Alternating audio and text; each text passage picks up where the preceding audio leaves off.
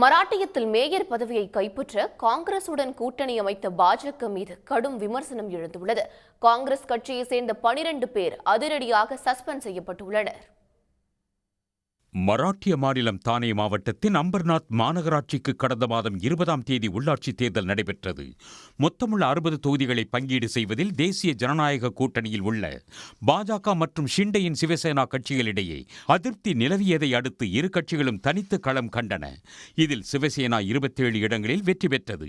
பாஜக 14 இடங்களில் வெற்றி பெற்றிருந்த நிலையில் மேயர் பதவிக்கு ஆசைப்பட்ட அக்கட்சி 12 இடங்களில் வெற்றி பெற்ற காங்கிரஸ் மற்றும் 4 இடங்களை வென்ற தேசியவாத காங்கிரசுடன் கூட்டணி அமைத்தது.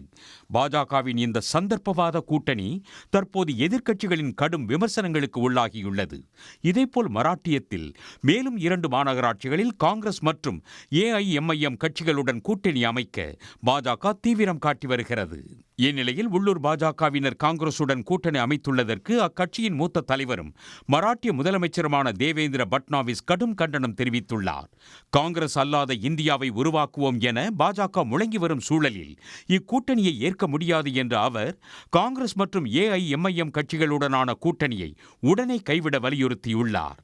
இதனிடையே அம்பர்நாத் மாநகராட்சியில் கூட்டணிக்கு வாய்ப்பில்லை என்று திட்டவட்டமாக தெரிவித்துள்ள மராட்டிய காங்கிரஸ் தலைமை கட்சி விதியை மீறியதாக அம்பர்நாத் காங்கிரஸ் பிரிவை கூண்டோடு கலைக்க உத்தரவிட்டுள்ளது.